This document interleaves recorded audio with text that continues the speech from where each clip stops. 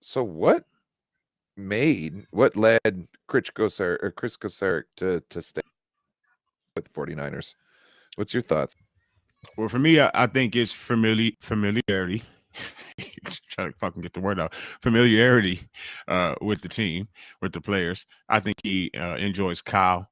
I also, Kris Kocurek, what was it, 2-3 years ago, got caught down in the undergrounds of Santa Clara Stadium of Old Levi's by, I believe it was Grant Cohn, who actually caught him and asked him this question. And he asked him specifically, did he wish to be a defensive coordinator?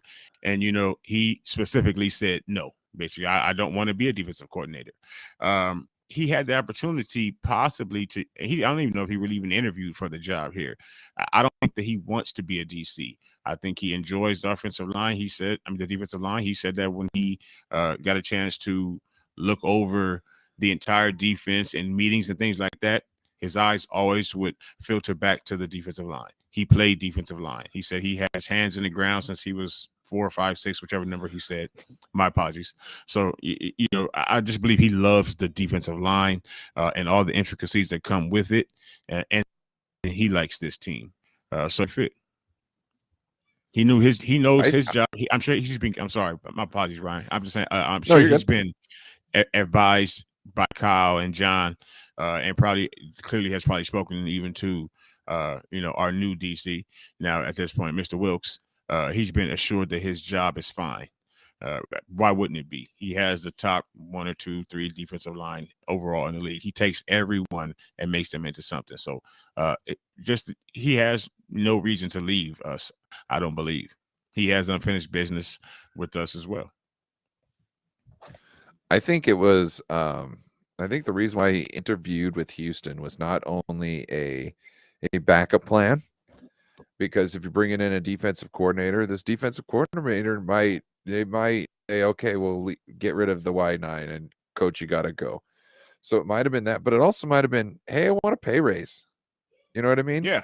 And yeah. which in both cases I think is smart. I mean, if I'm him, every year, I'm just going, look, 1 year contract, you know what I mean? And next year I want to get paid more. You know what I mean? If I do good, if my guys do, I want to get paid more, because he could really make as much as a head coach if he can consistently bring a good defensive line. He doesn't have to worry about anything ever, just as long as his salary don't count for cap. Right. You see what I'm saying? He can get paid as much. So no matter what, whether he's if he works for the 49ers or not, he can get paid as much as, someone's willing to pay for him. And if he can consistently, perform with those players that he has, I mean, he's worth every penny. It's worth every penny.